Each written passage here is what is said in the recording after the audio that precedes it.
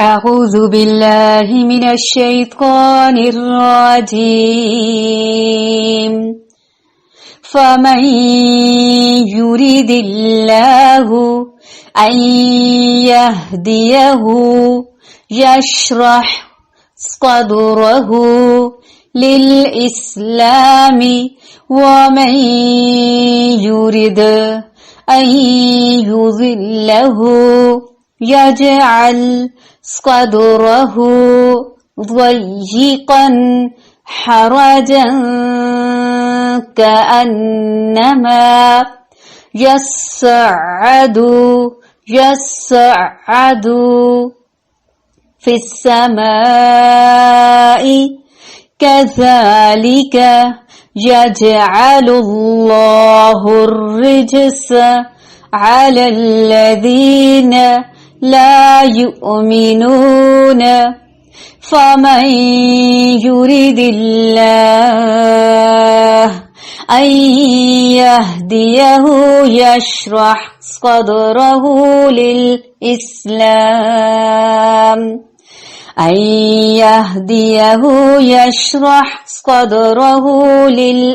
للإسلام ومن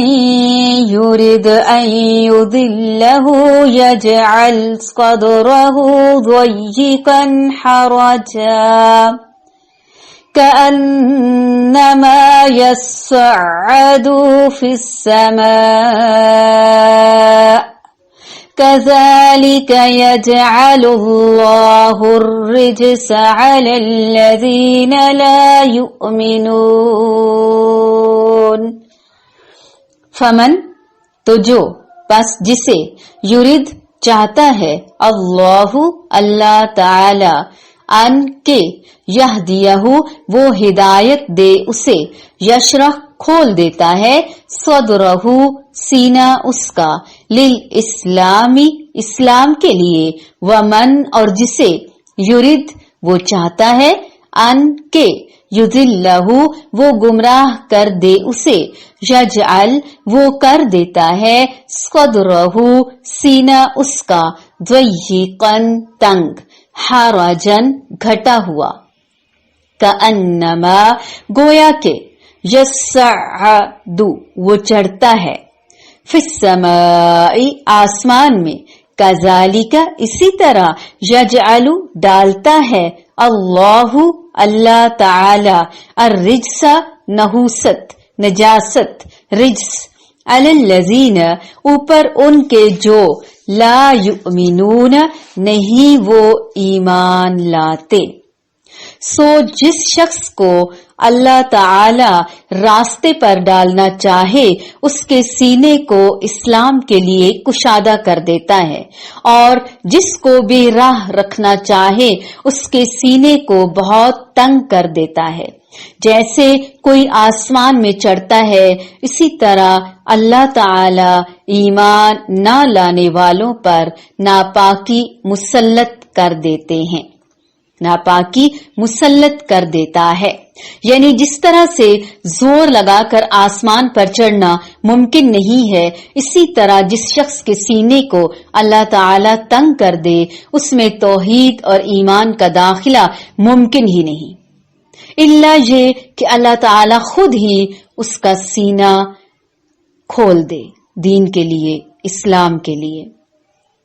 اللہ کی ہر بات میں حکمت ہے اور مصلحت ہے جس طرح سینہ تنگ کر دیتا ہے اسی طرح رجس میں بھی مبتلا کر دیتا ہے رجس سے مراد پلیدی ناپاکی یا عذاب یا شیطان کا تسلط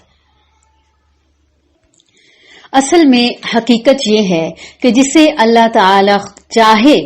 ہدایت بخشنے کا ارادہ کر لیتا ہے پھر اس کا سینہ اسلام کے لیے کھول دیتا ہے کشادہ کر دیتا ہے اس کا شرع صدر ہو جاتا ہے ان سارے پریشرز میں یعنی حق کے دور دور تک نظر نہ آنے کی صورت میں مخالفتوں کے باوجود اللہ سبحانہ و تعالی جس کو چاہتا ہے حق کے لیے چن لیتا ہے اس کو راہ دکھاتا ہے اس لیے اس وقت ہم سب کو اللہ تعالیٰ کا اس وقت بے پناہ شکر ادا کرنا چاہیے کہ اللہ تعالیٰ نے ہمیں قرآن کی روشنی، قرآن کا نور اور ہدایت عطا فرمائی. ہمیں اس کام کے لیے چن لیا اور ہمیں اس کے لیے موقع دیا، وقت عطا فرمایا، اپرچونٹیز دی کہ ہم اس وقت یہاں بیٹھ کر قرآن کو سیکھ رہے ہیں. اس کے علاوہ ہم اس کتاب کو پڑھتے رہتے ہیں، حق کو پاتے رہتے ہیں، ہمارے لیے پھر حق تک پہنچنا مشکل نہیں رہتا. تو یہ اللہ تعالی کا بہت بڑا کرم ہے، بہت بڑا فضل ہے. فَمَن يُرِدِ اللَّهُ أَن يَهْدِيَهُ يَشْرَحْ صَدْرَهُ لِلْإِسْلَامِ. اللہ تعالیٰ ارادہ کر لے کہ جس کو ہدایت دے اس کا سینہ اسلام کے لیے کھول دیتا ہے، پھر اس کا دل کھل جاتا ہے، شرع صدر ہو جاتا ہے. اسی لیے شروع میں ہم یہ دعا مانگتے ہیں، رب اشرح لی صدری ویسر لی امری واحلل عقدۃ من لسانی یفقہوا قولی. پھر میں ساتھ اگلی آیت اس دعا کا بھی اضافہ اس لیے کرتی ہوں کہ ہمیں تو یہ ساری دعاؤں کی اشد ضرورت ہے. واجعل لی وزیرا من اہلی.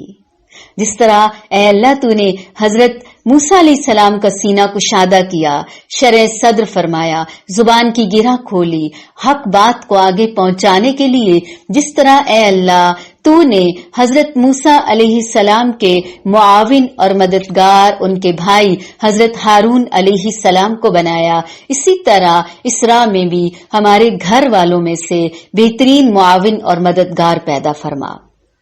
آمین. اللہ جی میرا سینہ کھول دے تاکہ جو حق بھی میں پڑھوں، میں سنوں، وہ میرے اندر سما جائے،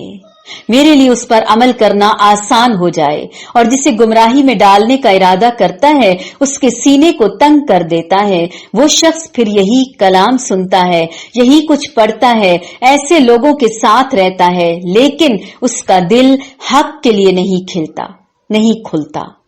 کھلتا اور ایسا بھیجتا ہے کہ اسلام کا تصور کرتے ہی اسے یوں معلوم ہونے لگتا ہے گویا اس کی روح آسمان کی طرف پرواز کر رہی ہے، یعنی گویا وہ اوپر کی طرف جا رہا ہے. اوپر جانا مشکل کام ہوتا ہے، اوپر آکسیجن کی بھی کمی ہوتی ہے، سینہ گھٹنے لگتا ہے، دم گھٹتا ہے، جبکہ نیچے اترنا چڑھائی مشکل ہے اور اترائی آسان ہے. جس طرح سے بلندی اور پستی کا معاملہ ہے، اسی طرح سے نیکی اور گناہ کا معاملہ ہے. روح آسمانوں کی طرف پرواز کرتی ہے،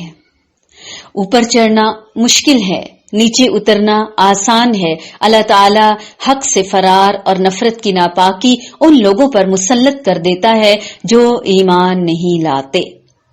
اور پھر دیکھیے، ایک تو یہ ہوتا ہے کہ عام انسان کو اللہ تعالیٰ ہدایت دیتا ہے، اور پھر ایک یہ کہ کس معاشرے کے اندر اللہ تعالیٰ کسی کو پیغمبر کے طور پر چن لیتا ہے، جیسے نبی کریم صلی اللہ علیہ وآلہ وسلم. یعنی ہدایت کے بھی درجے ہوتے ہیں. ابن مسعود رضی اللہ تعالی عنہ فرماتے ہیں کہ بے شک اللہ تعالیٰ نے اپنے بندوں کے دلوں پر نظر فرمائی تو قلب محمد صلی اللہ علیہ وآلہ وسلم کو بندوں کے دلوں میں سب سے بہتر پایا. اس لیے اللہ تعالی نے ان کو اپنے لیے منتخب فرما لیا اور انہیں پیغمبری کا شرف عطا کر کے مبعوث کیا. تو حق تو یہ ہے کہ حق ادا ہی نہ ہوا. اپنی جگہ ایک یہ حق، اور اللہ تعالی دینے کو تیار ہے ہمیں ہمارا حق، لیکن ہم اس حق کو لینے کے لیے چوائس تو کریں، چنے تو صحیح، اپنے آپ کو پیش تو کریں، لینے کے لیے تیار تو ہوں. اللہ تعالیٰ کس کو دے رہا ہے؟ جو اس کو قبول کرنا چاہتا ہے، جو لینا چاہتا ہے، جس کے دل میں تڑپ ہے، چاہت ہے. اپنے دلوں کو ٹٹولنا ہوگا کہ ہمارا دل آخر کیا چاہتا ہے، ہمارے دل کے اندر کی کیا خواہش ہے. زبردستی یہاں بٹھانے سے کوئی فائدہ نہیں ہوگا. ہمیں خود جب تک شوق حاصل نہیں ہوگا، جہاں چاہ وہاں راہ. جو کچھ بتایا جا رہا ہے اس کو ہم نے دل سے سمجھنا ہے، اس کو قبول کرنا ہے، ہم نے اس پر عمل کرنا ہے، ہم نے اس کو آگے پہنچانا ہے انشاءاللہ. فَمَن يُرِدِ اللَّهُ أَن يَهْدِيَهُ يَشْرَحْ صَدْرَهُ لِلْإِسْلَامِ وَمَن يُرِدْ أَن يُضِلَّهُ يَجْعَلْ صَدْرَهُ ضَيِّقًا حَرَجًا كأنما يصعد في السماء كذلك يجعل الله الرجس على الذين لا يؤمنون